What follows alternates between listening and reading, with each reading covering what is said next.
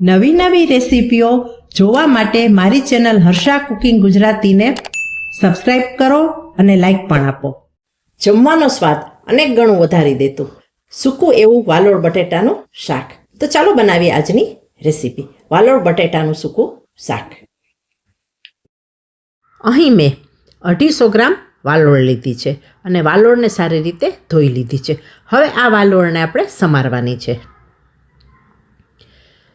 વાલોળનો આગળ અને પાછળનો ભાગ આપણે કાઢી અને સાથે સાથે રેસા હોય છે તેને પણ આપણે કાઢી લેશું. અને આ રીતે બધી જ વાલોળ આપણે ટુકડાઓમાં સમારી લેશું. મોટી વાલોળ હોય તો 3 ટુકડા કરવાના, પણ જો નાની હોય ને તો 2 ટુકડા પણ કરી શકાય. આવા ટુકડાઓમાં આપણે બધી જ વાલોળ સમારી લઈએ. આ રીતે બધી વાલોળને મેં સમારી લીધી છે. હવે આપણે જઈશું ગેસ તરફ.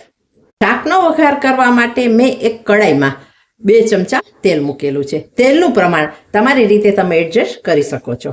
આ શાક આપણે કડાઈમાં કરવાનું છે એટલે તેલનું માપ જોઈ લેવાનું. તમારા ઘરમાં જે રીતે ખવાતું હોય એ રીતે તેલનું માપ સેટ કરી લેવાનું. હવે જેવું આપણે તેલ ગરમ થાય એટલે 1 નાની ચમચી અજમા નાખી દઈએ. અજમાથી આ શાકનો ટેસ્ટ બહુ સરસ આવે. અડધી ચમચી જીરું, હિંગ એડ કરી દઈએ અને આ શાકમાં આપણે એડ કરવાના છે બટેટા. અહીં મેં મીડિયમ સાઇઝના 2 બટેટાને જેવી રીતે વાલોળ સુધારી છે તેવા જ લાંબા કટકામાં સુધારી લીધા છે અને ધોઈ લીધા છે. સૌથી પહેલા આપણે બટેટા એડ કરી દઈએ.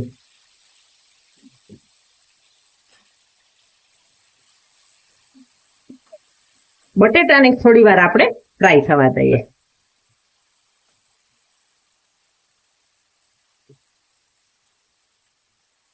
બે મિનિટ થાય અને બટેટા થોડા ફ્રાય થઈ જાય એટલે આપણે એડ કરી દેવાની છે સમારેલી વાલોળ.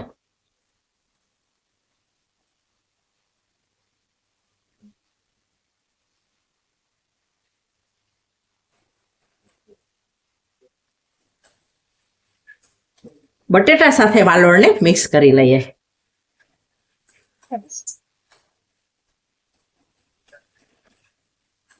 આ શાક સૂકું શાક બનવાનું છે. ટેસ્ટમાં બહુ જ સરસ અને હું અલગ જ મસાલાથી આ શાક બનાવવાનું છું.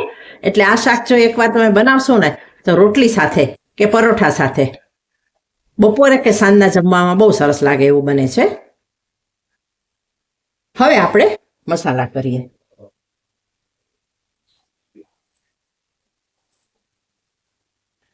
સ્વાદ પ્રમાણે મીઠું એડ કરી દઈએ. અડધી ચમચી હળદર એડ કરી દઈએ. મીઠું અને હળદરને આપણે મિક્સ કરી લઈએ.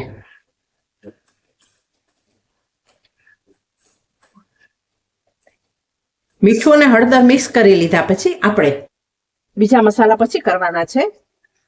ત્યાં સુધી આપણે શાકને ઢાંકી દઈએ અને ધીમી ગેસની ફ્લેમ પર આપણે કૂક થવા દઈએ. ને વધુ સ્વાદિષ્ટ બનાવવા માટે અહીં મેં 2 ચમચી દાળિયા લીધા છે અને દાળિયાના ફોતરા કાઢી લીધેલા છે. 2 ચમચી સફેદ તલ અને 2 ચમચી સિંગદાણા. સિંગદાણા શેકેલા લીધા છે. ત્રણેય વસ્તુને આપણે મિક્સર જારમાં ક્રશ કરી લેશું. શાકને વચ્ચે વચ્ચે હું ફેરવતી રહી હતી અને 10 મિનિટ ટોટલ મેં કૂક કર્યું છે. જોઈ શકાય છે શાક એકદમ સરસ ચડી ગયું છે. વાલોળનો કલર પણ ચેન્જ થઈ ગયો છે અને બટેટા પણ સરસ રીતે કૂક થઈ ગયા છે. હવે આપણે અંદર એડ કરીએ મસાલા. અહીં એડ કરીશું લસણની ચટણી. 4 લસણની કળીની મેં ચટણી બનાવી છે તેને આપણે એડ કરી દઈએ અને લસણની ચટણીને આપણે એકદમ સરસ રીતે વચ્ચે ખાડો કરીને મિક્સ કરી દઈએ. પેલા લસણની એ ચટણી નાખીએ ને તો શું થાય કે શાકમાં બળવાનો સ્વાદ આવે લસણનો. એ અમારા ઘરમાં નથી પસંદ એટલે હું આ રીતે કરું છું. જો તમે પહેલાં નાખવાનું પસંદ કરતા હો ને તો પહેલાં પણ લસણની ચટણી નાખી શકાય, પણ અહીં પણ લસણની ચટણી સરસ રીતે ફ્રાય થઈ જશે અને કાચો કલર સુગંધ પણ રહેશે નહીં.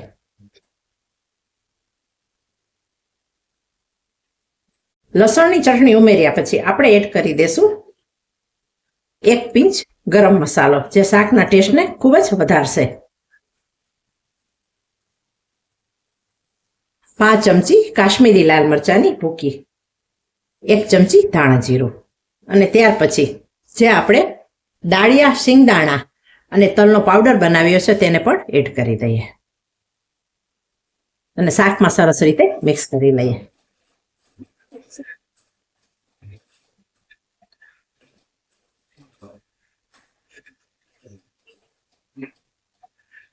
અને આ શાકને હવે કૂક કરવાની જરૂર નથી. આ રીતે 1 મિનિટ ફેરવશું ને એટલે મસાલા પણ સરસ રીતે શાકમાં આવી જશે અને તેની ફ્લેવર પણ બેસી જશે.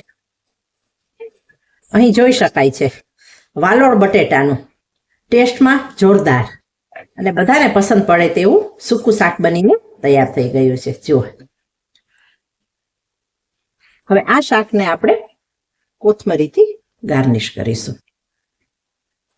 વાલોળ બટેટાના આ સરકા શાકનો વિડીયો સારો લાગ્યો હોય તો આ વિડીયોને વધુને વધુ શેર કરજો, લાઈક કરજો, કોમેન્ટ કરજો, અને જો તમે ચેનલ પર પહેલીવાર આવ્યા છો તો ચેનલને સબસ્ક્રાઈબ કરી દેજો. હવે આ શાકની આપણે સર્વિંગ કરીશું. બપોર કે સાંજના ભોજનમાં લઈ શકાય કે ટિફિનમાં પણ આપી શકાય તેવું વાલોળ બટેટાનું ટેસ્ટફુલ નવા મસાલા સાથેનું સૂકું શાક બનીને તૈયાર થઈ ગયું છે.